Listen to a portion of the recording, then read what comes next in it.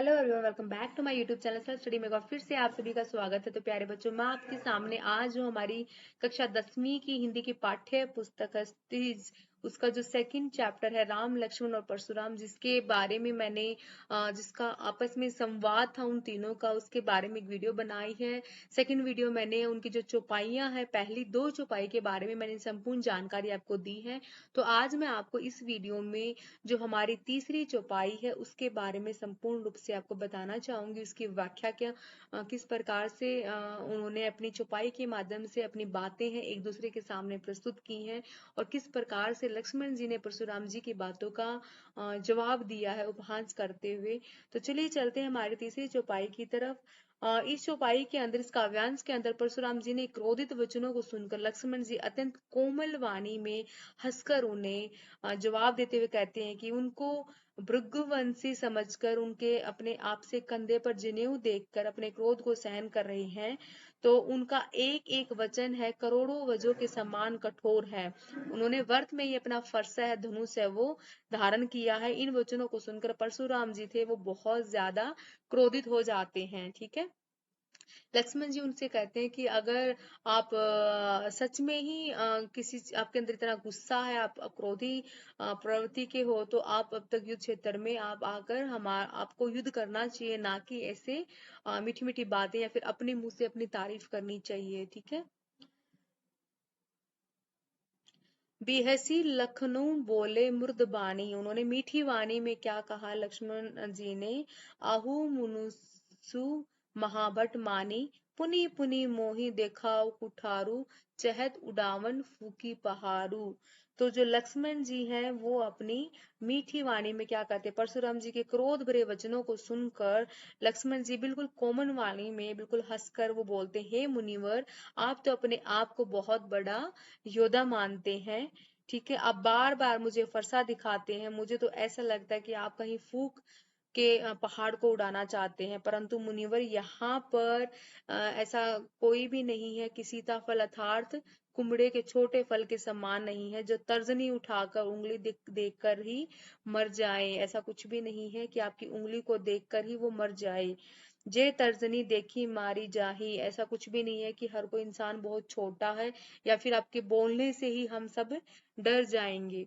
ठीक है, भृगुसुत भृगुसुत समुझी जनेऊ बिलोकी, जो कुछु कहू सहु रिस रोकी, सुर मही सुर हरिजन अरुगाई, हमरे कुल इनु पर न सुराई, बंदे पापू अपकरीति हारे, मारतु पर पापहि तुम्हारे, कोटि कुलिस सम बचनु तुम्हारा, व्यर्थ धरुहु धनु बाण कुठारा। तो यहाँ पे लक्ष्मण जी उन्हें कहते हैं कि ऐसा नहीं कि आपकी तर्जनी पे जब उंगली दिखाओगे और सब लोग मर जाएंगे। लक्ष्मण जी ने तर्जनी उंगली को देखते ही मर जाए ऐसा इसलिए कहा क्योंकि परशुराम जी के क्रोध में अपने तर्जनी उंगली दिखाकर कहा था ऐसे कि वह व्यक्ति सभा से अलग नहीं हो जाता, अर्थात उनके सामने नहीं आ जाता जो उनकी आराध्य शिव जी का धनुष तोड़ा है। ठीक है, वो सभा के उपस्थित सभी राजाओं का वध कर देंगे। नहीं तो मुनि जी, आपके हाथ में फरसा और धनुष बाण देखकर अभिमान पूर्वक आपसे कुछ कह रहा था। कहने का तात्पर्य कि एक क्षत्रिय ही दूसरे क्षत्रिय के अभिमान पूर्वक कुछ कह सकता है। जनेऊ में तो आप एक भृगुवंशी ब्राह्मण जान पड़ते हैं। इन्हें देखकर कुछ और आपसे कहा और सहन कर क्रोध रोक रहा था। ठीक है, हमारे कुल का यह परंपरा है कि हम देवता, ब्राह्मण, भगवान के भक्त और गाय, इन सभी पर वीरता नहीं दिखाया करते, क्योंकि इन्हें मारने से हमें क्या लगता है, हमें पाप लगता है। तो लक्ष्मण जी परशुराम जी को अपने ही जवाब में उनको जवाब दे रहे थे। ठीक है, इसलिए आप मारे तो भी हमें पैर पकड़ने चाहिए। हे महामुनि, आपको तो एक एक वचन है वो करोड़ों वर्जों के समान है। जो आपका एक एक वचन है वो करोड़ वर्जों के समान है। आपने फरसा और धनुष बाण धारण किया हुआ है, और आपके धनुष बाण और कुठार को देखकर अगर मैंने कुछ अनुचित कह दिया है तो हे मुनिवर, आप मुझे क्षमा कर दीजिए। ठीक है, तो इस प्रकार से वो उनसे माफी मांगते। लक्ष्मण ने यह व्यंग्य वचन सुनकर भृगवंशी परशुराम क्रोध में आकर गंभीर स्वर में बोलने लगते हैं। कहने का मतलब भावार्थ, परशुराम जी को अत्यधिक क्रोधित हो जाने के कारण उनका अपमान लगता है कि मैं मेरा ये अपमान कर रहे हैं, बार बार उनके बताए तर्कों का खंडन करने लगे हैं। लक्ष्मण जी ने ऐसा करने का कारण परशुराम जी और भी ज्यादा अधिक क्रोधित हो जाते हैं। ठीक है, चलते हैं हमारे नेक्स्ट चौपाई की तरफ। इस प्रकार से मैं आपको पाठ में दी गई चौपाइयों को डिवाइड करके बताऊंगी ताकि आपके लिए वीडियो छोटी बने और आसानी से सरलता से आप इसको समझ पाए। कौशिक सुनहु मंद येहू बालकु कुटिलु कालक बस निज कुल घालकू। ठीक है, भानुवंश राकेश कलंकु निपट निरंकुश अब्दु असंकु। तो इन चौपाइयों में लक्ष्मण जी की व्यंग्य भरी बातों को सुनकर जो परशुराम जी थे वो विश्वामित्र को समझाने को कहते हैं, और साथ के साथ उन्हें यह भी कहते हैं कि अगर लक्ष्मण को चुप नहीं करवाए तो इसका परिमाण का जो दोष है वो आप मुझे मत देना, इसका जो भी परिणाम हो उसको आपको फेस करना होगा। इसके बावजूद भी परशुराम जी के व्यंग्य कसते जाते हैं, लेकिन लक्ष्मण जी हैं वो चुप नहीं होते, वो फिर भी लगातार उनके ऊपर मजाक है वो करते रहते हैं। ठीक है, लक्ष्मण जी की बड़ी बातें सुनकर परशुराम जी को बहुत ज्यादा क्रोध आ जाता है।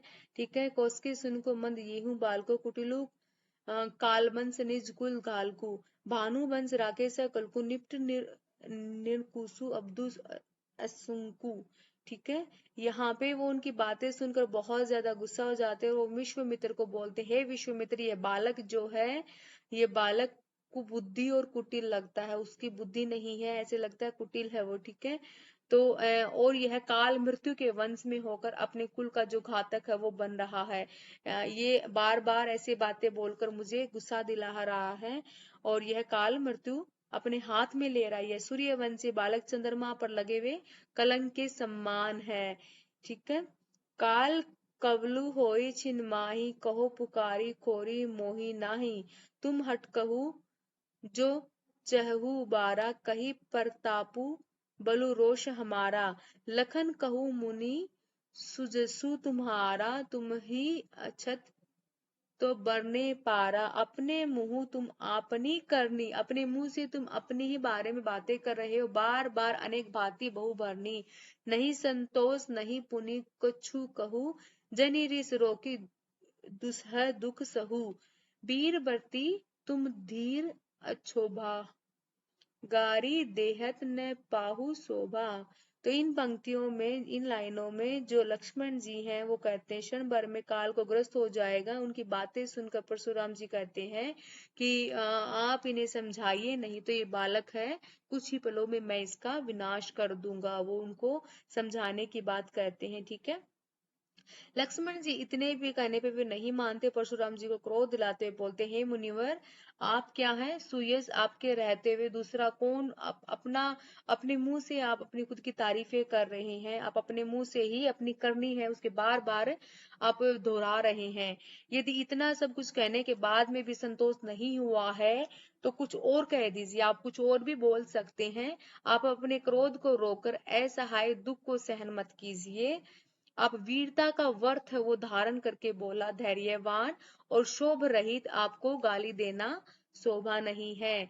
जो सूरवीर होते हैं वो क्या करते हैं, वो बार बार ऐसे आपकी तरह अपनी मुंह से तारीफें नहीं करते, वो बल्कि युद्ध क्षेत्र में वीरता को सिद्ध करते हैं। शत्रु का युद्ध में उपस्थित पाकर वो अपने प्रताप को व्यर्थ बातें कर कर कायर ही करता है, अर्थात युद्ध क्षेत्र में अपने शत्रु के सामने देखकर झूठी प्रशंसा तो कायर करते हैं।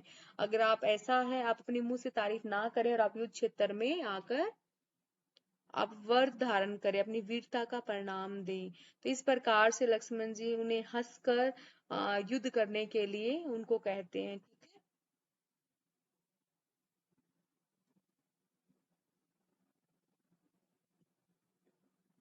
चलते हैं हमारी फिफ्थ उपाय के अंदर। तुम तो कालू हाक जनु लावा इनको कालू हाक जनु लावा, बार बार मोही लागी बोलावा, सुनत लखन के वचन कठोरा, परसु सुधारी धरेड़ कर घोरा। तो इन चौपाइयों में तुलसीदास जी का वर्णन कर रहे हैं कि जब लक्ष्मण जी ने परशुराम जी के क्रोध से नहीं डर रहे, तो परशुराम जी सभी को कहते हैं कि अब वे लक्ष्मण जी बालक समझकर माफ कर रहे थे, परंतु अब वो सहन नहीं कर सकते हैं। अब वो उन्हें उनकी सजा जरूर देंगे, परंतु अब वो सहन नहीं कर पाएंगे क्योंकि वो उन्हें दोष ना दे। परशुराम जी ऐसे वचन सुनकर विश्वामित्र जी से मन ही मन में परशुराम जी की अज्ञानियों की तरह व्यवहार देखकर हंसने लगे, क्योंकि जो विश्वामित्र थे उन्हें पता था श्री राम और लक्ष्मण के बारे में, लेकिन परशुराम जी को उनके बारे में नहीं पता था। इसलिए जो उनके मित्र थे, विश्वामित्र थे, वो मन ही मन में मुस्कुराने लगते हैं।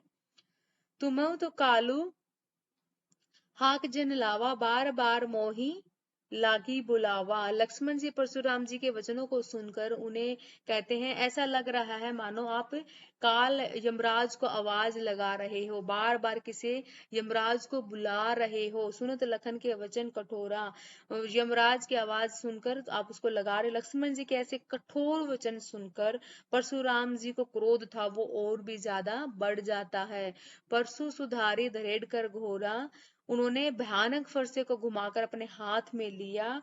अब जनी देही दोसु मोही लागू, कटुबादी बालक बद जोगू। बाल बिलोकी बहुत मैं बाचा, यह अब येहू मरनिहार बात साचा। बालक समझकर मैं कुछ नहीं कर रहा था, अब उन्हें बहुत ज्यादा गुस्सा आ जाता है और इतने कड़वे वचन बोलने वाला यह बालक मरने के लायक है। बालक को देखकर मैं बहुत उसे बचाने की कोशिश की, लेकिन मुझे लग रहा है कि अब इसकी जो मृत्यु है वो निकट आ गई है। परशुराम जी बहुत ज्यादा क्रोधित होकर विश्वामित्र को बोले, हे मुनिवर, आप इस अपराध का क्षमा कर दीजिए, क्योंकि साधु लोग बालकों के गुण और दोषी की गिनती नहीं करते। जब परशुराम जी ने क्रोधित होते हुए कहा कि मैं दया रहित और क्रोधी हूँ, मैं तो एक दुष्ट फारसा हूँ, क्योंकि उन्हें लक्ष्मण जी के द्वारा कही गई जो बातें थी वो सहन नहीं हो रही थी। ठीक है, कोसी कहा क्षमी अपराधो, बाल दोष गुण, मुझे आप इस अपराध का लिए पहले ही माफी दे दीजिए, मुझे क्षमा कर दीजिए, अब मैं इस बालक का वध करूंगा। ठीक है, मैं स्वयं दयारित और क्रोधी हूँ और मैं अपने गुरुद्रोही मेरे सामने उतर दे रहा है, फिर मैं इसे बिना मारे कैसे छोड़ दूं। खर कुठार में अकरू कोई, आगे अपराधी गुरुद्रोही। मेरे सामने ये छोटा सा बालक मुझे इतनी बड़ी बातें बोल रहा है, मुझे दोषी ठहरा रहा है, उत्तर दे छोड़ू बिन मारू, मैं इसे जवाब दिए बिना नहीं छोड़ सकता। केवल कौशिक सील तुम्हारे, न तय यही काटी कुठार कुठोरे, गुरही उरीन होते श्रम थोड़े। ठीक है, तो इस प्रकार से जो परशुराम जी विश्वामित्र से हंसकर जो है वो सोचने लगते हैं, कि किस प्रकार से वो जो बालक है उसका बार बार अपराध कर रहा है। वो चाहते हैं, परशुराम जी चाहते हैं, वो कहते हैं कि मैं इनका अपराध कर दूंगा, ये बालक समझकर मैं इन्हें माफ कर रहा था, लेकिन अब मैं इन्हें माफ नहीं कर सकता। तो परशुराम जी की बातें सुनकर जो विश्वामित्र जी थे वो मन ही मन हंसने लग जाते हैं, क्योंकि जो मुनि परशुराम जी को हरा ही हरा सूझ रहा था, चारों ओर विजय होने के कारण ये राम और श्री लक्ष्मण को साधारण और क्षत्रिय समझ रहे थे। मुनि जी थे वो, उनके होने का उन्हें नहीं पता था उनके बालकों के बारे में। ये दोनों बालक लोहे की बनी तलवार हैं, गन्ने के रस के नहीं, जो मुंह की लेते ही गल जाए। अर्थात राम लक्ष्मण सामान्य वीर न होकर बहुत बड़े पराक्रमी योद्धा हैं। परशुराम जी को अभी तक इनकी साहस और वीरता के बारे में बिल्कुल भी नहीं पता था। वो अभिन अभिनंग थे, अनभिज्ञ थे। ठीक है, उनके बारे में उन्हें कोई भी जानकारी नहीं थी। तो जो उनके मित्र थे वो इनकी बातें सुनकर हंस रहे थे। ठीक है, चलते हैं हमारी जो 6th चौपाई है उसकी तरफ।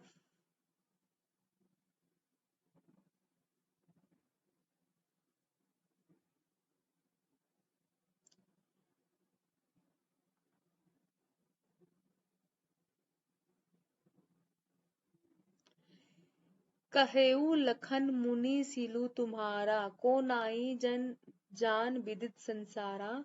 माता पिता ही माता पिता ही उरिन भय नीकी, गुर रेनु रहा सोचे बड़ जी के। तो इन जो पंक्तियां हैं, इन पंक्तियों के अंदर चौपाइयों में तुलसीदास जी ने वर्णन कर रहे हैं कि लक्ष्मण जी किसी भी तरह परशुराम जी के अपमान करने से पीछे नहीं हट रहे हैं, और परशुराम जी को अत्यधिक क्रोध था, वो आ रहा था, और राम जी ने लक्ष्मण जी के वचनों के विपरीत शांत वचनों में परशुराम जी को लक्ष्मण जी परशुराम जी से लक्ष्मण जी को क्षमा मांगने की विनती करने लगे। उन्होंने आंखों ही आंखों में उन्हें समझाया। ठीक है। परशुराम जी के क्रोध पूर्ण वचनों को सुनकर लक्ष्मण जी ने परशुराम जी से कहा, हे मुनिश्रेष्ठ, कहू लखन मुनि सिलु तुम्हारा को नाई जान विदित संसारा, माता पिता ही उरिन भय नीकी, गुर रेनु रहा सोचू बड़ जी के। आपके पराक्रम में कौन नहीं जानता, वह सारे संसार में प्रसिद्ध है। आपने अपने माता पिता का ऋण तो चुका ही दिया है, और अपने गुरु का ऋण चुकाने की सोच रहे हैं, जिसका आपके जी पर बड़ा बोझ है। अब आप ये बातें भी मेरे माथे डालना चाहते हैं कि बहुत दिन बीत गए हैं, इसलिए उस ऋण का ब्याज है बहुत चढ़ गया होगा। बेहतर होगा कि आप किसी का हिसाब करने के लिए बुला लीजिए। ठीक है। अब अनहीन बहारी बोली, वह भरी आ बोली, तुरंत देहु मैं थाली खोली, सुनी कटु बचन कुठार सुधारा, हाय हाय यह सभा पुकारा।